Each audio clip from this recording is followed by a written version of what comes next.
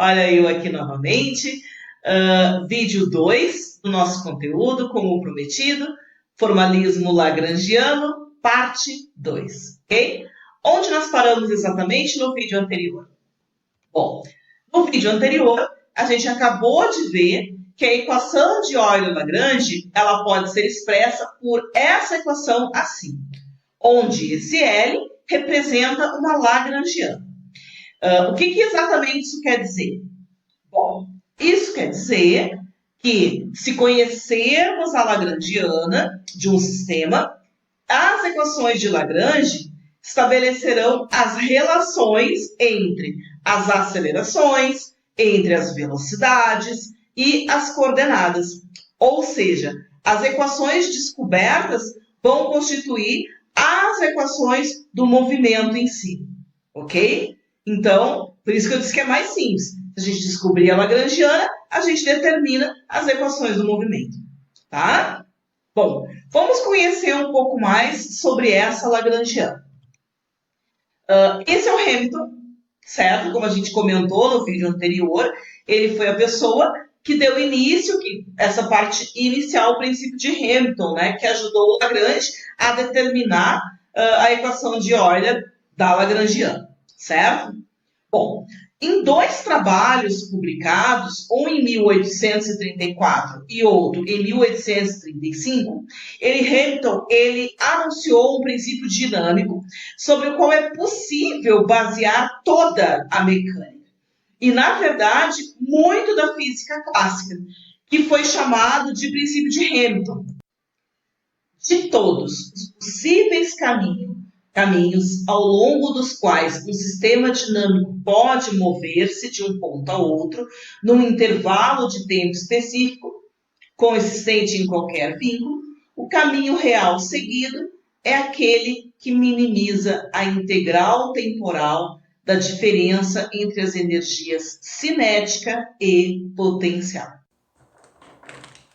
Gente, se o princípio de Hamilton reformulado, né? Ele pudesse ser expresso por uma equação. Essa equação seria delta indo de T1 até T2 da energia cinética menos a energia potencial dt, e isso seria igual a zero, tá? Essa afirmação, né, que é o princípio de Hamilton reformulado, ele requer apenas que a integral de t menos u seja um extremo. Não necessariamente um mínimo, né, mas um extremo. Certo?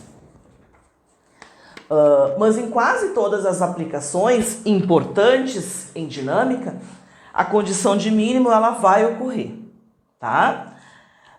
Que mais? A energia cinética T, expressa em coordenadas retangulares fixas, é uma função só de x ponto.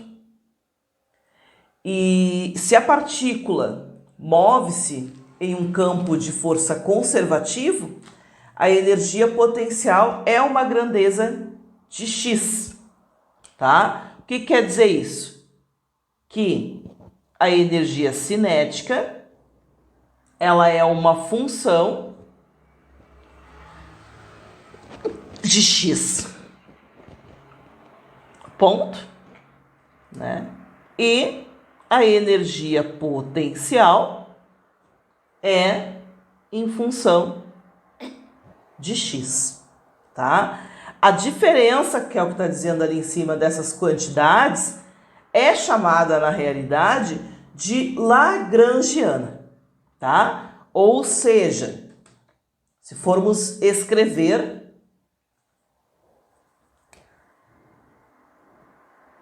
né, a lagrangiana, ela também pode ser expressa por t menos u, tá? Ou seja, a lagrangiana, ela pode ser escrita em termos de x ponto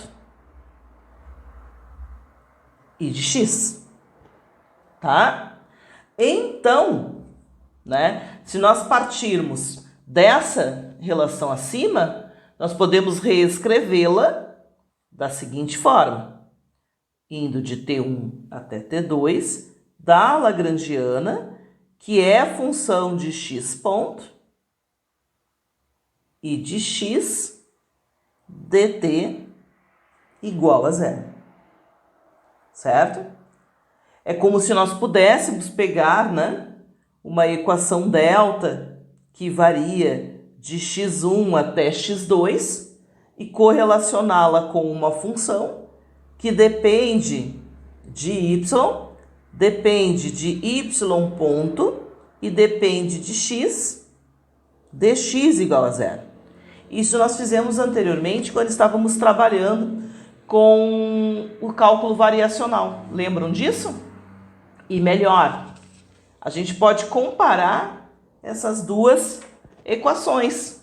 E se nós compararmos, agora o x, ele vai representar, ó, quem representa o x? Agora ele é representado por t, né? O y', né? O y, desculpa, não o y', mas o y, ele é representado pelo x e em função de t. Antes era y em função de x, agora é x em função de t. E o y ponto é o x ponto em relação a t. E agora a nossa função não tem mais essa carinha, a nossa função ela é até mais simples, ela é xi e x ponto i, ok? Bom, o que mais que a gente pode dizer sobre essa função? Ver se tem mais alguma coisa. A partir dessa função, a gente pode chegar nas equações de Lagrange. Vou colocar aqui, nas equações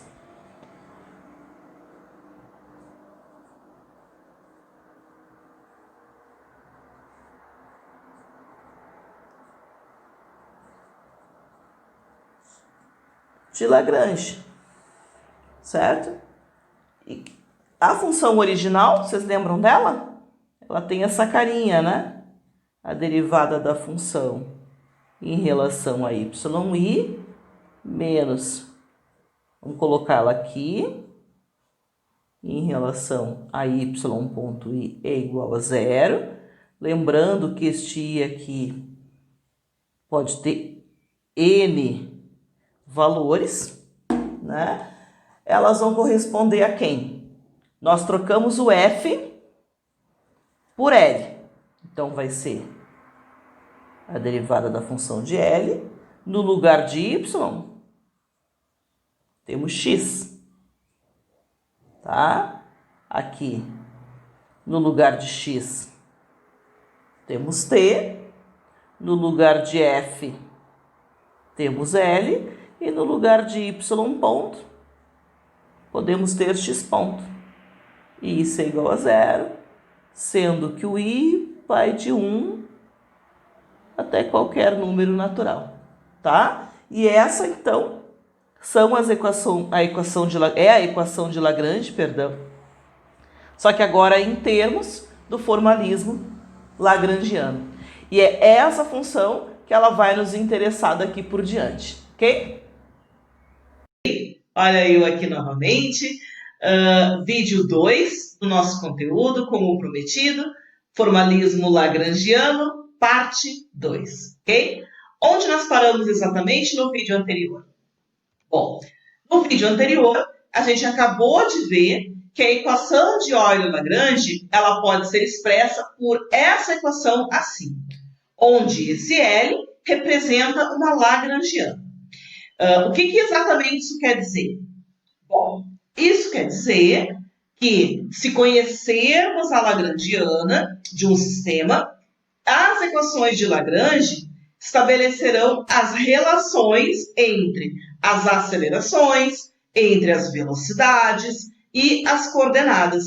Ou seja, as equações descobertas vão constituir as equações do movimento em si, ok? Então, por isso que eu disse que é mais simples. Se a gente descobrir a lagrangiana, a gente determina as equações do movimento, tá? Bom, vamos conhecer um pouco mais sobre essa lagrangiana. Esse é o Hamilton, certo? Como a gente comentou no vídeo anterior, ele foi a pessoa que deu início, essa parte inicial, o princípio de Hamilton, né, que ajudou o Lagrange a determinar a equação de Euler da lagrangiana, certo? Bom, em 2 trabalhos publicados, um em 1834 e outro em 1835, Hamilton anunciou um princípio dinâmico sobre o qual é possível basear toda a mecânica. E, na verdade, muito da física clássica, que foi chamado de princípio de Hamilton. De todos os possíveis caminhos ao longo dos quais um sistema dinâmico pode mover-se de um ponto a outro, num intervalo de tempo específico, consistente em qualquer vínculo, o caminho real seguido é aquele que minimiza a integral temporal da diferença entre as energias cinética e potencial. Então vamos lá. Vamos exemplificar o que a gente viu até agora, certo? E para isso, quero compartilhar com vocês o exemplo número 1. Neste exemplo, nós vamos obter a equação de Lagrange do movimento de um oscilador harmônico simples. Ok? Bom, para isso, quais são nossas etapas? Primeiramente, a gente tem que escolher qual a coordenada generalizada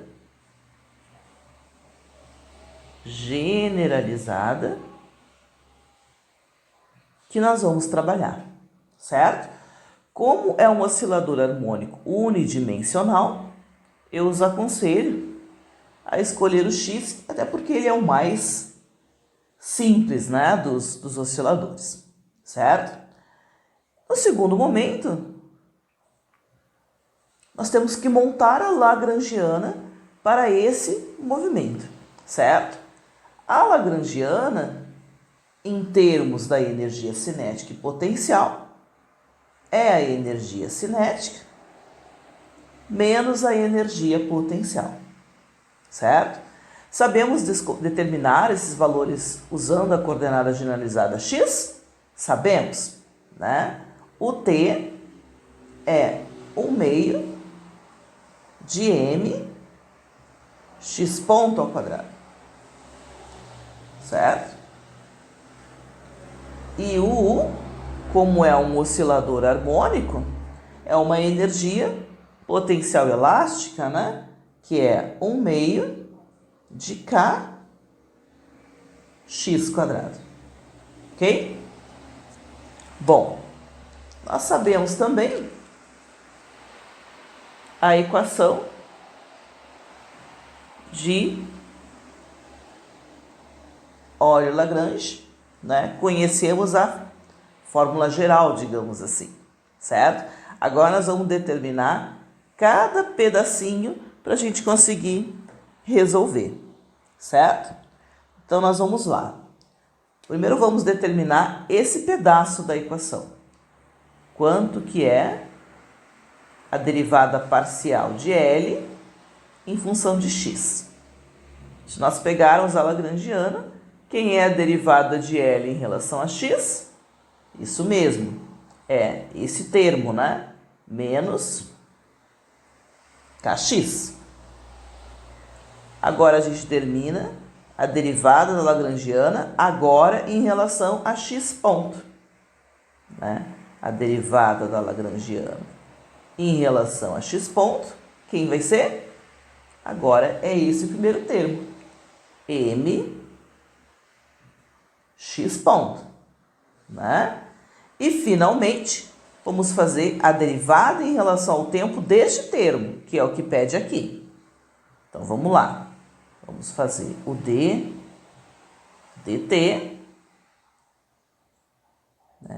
da derivada parcial de L em relação a x ponto, que é pegar essa equação e agora fazer a derivada dela em relação ao tempo, que vai dar um m x 2 pontos.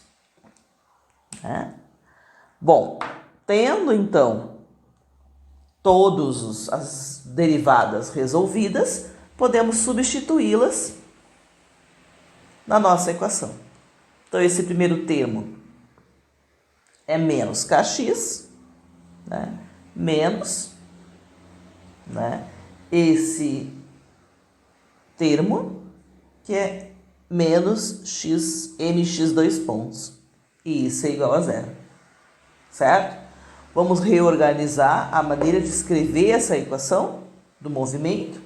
Ela será m x 2 pontos mais kx igual a zero. E essa é a equação do movimento, que a gente também pode obter a partir das leis de Newton, mas agora a gente obteve utilizando o formalismo lagrangiano.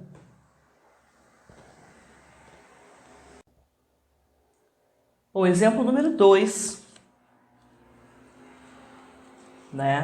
relacionado ao formalismo lagrangiano. Agora, o que nós temos? Considere agora um pêndulo simples, tá? Temos uma imagem desse pêndulo simples aqui. E a gente quer determinar as equações de transformação do sistema retangular para o θ e também encontrar as equações do movimento, tá? Só para despoluir, eu vou tirar o enunciado da questão. Esse é um pouquinho maior do que o anterior, a resolução é um pouquinho maior. E nós vamos começar a resolver, então, esse exercício. Primeira coisa, é bem parecido, a logística é bem parecida com o anterior, tá? Primeiro, a gente tem que escolher a coordenada generalizada. Nesse ainda é pior, porque a gente tem que escolher o sistema que a gente vai trabalhar, porque a gente quer transformar de um sistema para o outro, tá? Então, ele está, podemos colocar aqui, em um sistema retangular, tá? Ou seja, composto por coordenadas x e y, E a gente quer agora transformar, passar o sistema para uma coordenada θ, ok? Bom, primeira coisa que a gente pode fazer é relacionar essas coordenadas. Então, vamos lá. O x, levando em conta o desenho do nosso sistema, ele pode ser representado em coordenadas θ por L seno θ. Ok? Tá? E o y pode ser representado por L cosseno θ. Ok? Bom, se nós fizermos a derivada deste x em relação ao tempo, nós teremos o x ponto, e este x ponto será L θ ponto cosseno θ. Tá? Mesma coisa podemos fazer para o y ponto, que vai ser menos L θ ponto seno de θ. Ok? E se elevarmos tudo ao quadrado, vocês vão entender por que eu já estou fazendo isso, tá, gente? Nós teremos um L ao quadrado, θ ponto ao quadrado, cosseno ao quadrado de θ. E lá do outro lado, se elevarmos tudo ao quadrado, teremos um L ao quadrado, θ ponto ao quadrado e seno ao quadrado de θ. Tá? Transformamos então o nosso sistema de retangular para θ. Antes de resolvermos qualquer coisa, temos que determinar qual é o valor da energia cinética e qual é o valor da energia potencial. Bom, a energia, vou botar aqui no cantinho a energia cinética, se der espaço eu coloco a potencial, mas vamos lá. A energia cinética, ela vai ser 1/2 de m x ponto ao quadrado mais y ponto ao quadrado. Vejam que botei em x e em y, porque o sistema oscila em x e em y. Então, o t será 1/2 de m, o x quadrado é tudo isso, o y quadrado é tudo isso. Então, a gente coloca ali, né? L quadrado, θ ponto quadrado, cosseno ao quadrado de θ, mais L ao quadrado, θ ponto ao quadrado, seno ao quadrado de θ. Vamos dar uma subidinha. O que dá para fazer ainda? Fechar o parênteses, obviamente, e dá para a gente simplificar a coisa. 1/2 de m, L quadrado e θ ponto ao quadrado tem nos dois, então a gente pode colocar em evidência. L quadrado, θ ponto quadrado, e vai ficar um cosseno ao quadrado de θ mais um seno ao quadrado de θ. Bom, creio que todos lembram um pouquinho de trigonometria e vai lembrar, né, que isso aqui é igual a 1. Né? Então, o t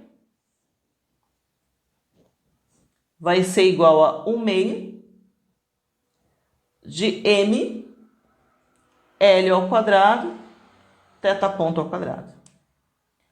Essa informação ela é importante, vocês podem guardá-la. E a gente vai para a segunda parte, onde agora a gente determina o valor da energia potencial. Vamos dar uma subidinha aqui. Então, a energia potencial U, ela é até mais simples, ela é um mgy, né? Onde esse y é igual ao nosso L, né? Então, o U, na realidade, é um mgl, né? Partindo disso, então, a gente pode determinar o valor da lagrangiana. E a lagrangiana será T menos U. Do momento anterior, a gente sabe que o T é 1/2 de ml quadrado θ ponto quadrado, menos o U, que é mgl. Certo?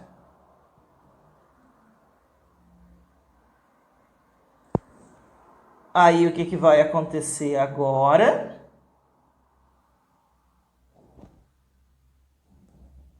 Esquecemos de um detalhe importante, tá? Que esse L, ele vai ter que ser dado, se a gente escolher um determinado eixo, em termos desse eixo. Então, é um mgl, é um menos gl cosseno de θ, ok? Então, vai ter um menos aqui e um cosseno de θ, aqui, só para a gente colocar ele em termos de θ, ok? Então, teremos que L, peguei o lado da caneta errado, será 1/2 de ml quadrado, θ ponto quadrado, mais mgl cosseno de θ. L, então, vai dar ml, colocando em evidência, né? L, θ ponto ao quadrado sobre 2, mais g cosseno de θ. Aí a gente poderia se perguntar, tá pronto? A lagrangiana está. Mas agora a gente tem que achar as equações para este movimento. Certo? Então, vamos lá. Temos que fazer a derivada da lagrangiana em função ao θ. Né? Eu tirei, mas eu vou colocar de novo para a gente enxergar essa lagrangiana. Vou deixar só a partezinha dela que nos interessa, que é a final. Vamos lá. A derivada dessa função em relação a θ vai dar mgl seno θ. Né? Também podemos fazer a derivada dessa função em relação a θ ponto. Em relação a θ ponto, ml quadrado θ ponto. E se agora a gente pegar essa função e derivar ela em relação ao tempo, teremos um ml quadrado θ dois pontos. Logo, se aplicarmos a lagrangiana, que diz que a derivada da lagrangiana em relação a θ menos a derivada parcial em relação ao tempo da derivada parcial de L em relação a θ ponto é igual a zero. Se a gente substituir os valores, né, para esse primeiro termo, temos um mgl seno θ. Para esse segundo termo, temos um ml quadrado θ dois pontos, e isso é igual a zero. Podemos iniciar, quer dizer, iniciar não, né? Praticamente terminar simplificando, mas deixa eu ver, antes melhor, vamos passar esse termo aqui para o outro lado, então vai ficar um mgl seno θ igual a ml quadrado θ dois pontos. Aí agora sim podemos simplificar. O m tem dois lados da equação, o L também. Teremos que menos G sobre L seno θ é igual a θ dois pontos, ou seja, θ dois pontos mais G sobre L seno θ é igual a zero, né? E essa é a equação do movimento de um pêndulo simples. Vejam que é um pouco mais trabalhoso, a gente fez mais contas, mas são contas basicamente simples, né? Onde a gente faz derivadas, acha a L, acha a lagrangiana e vai achando as derivadas parciais, né? Até chegarmos na equação de Lagrange, onde a gente a substitui. Ok? Bom, então o que vocês observam sobre este novo método de resolução? Eu consigo observar três fatores e três coisas, né, importantes. Vamos lá. Primeiro, em parte alguma do cálculo, há qualquer menção com respeito à força, certo? Ela complementa a segunda observação, que diz que as equações do movimento elas foram obtidas apenas especificando certas propriedades associadas com as partículas, tais como a energia cinética e a energia potencial, sem a necessidade de explicitamente levar em conta o fato de que existe um agente externo atuando, ou seja, que exista força no sistema. Terceiro, como a energia pode ser definida independente dos conceitos newtonianos, o princípio de Hamilton ele permite-nos calcular a equação do movimento de um corpo completamente sem recorrer à teoria newtoniana.